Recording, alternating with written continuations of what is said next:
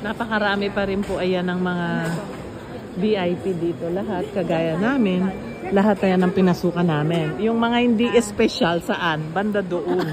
Sa tayo special dito. Ang mga yan. Dito po sa likod, ang Casa Santa Marta.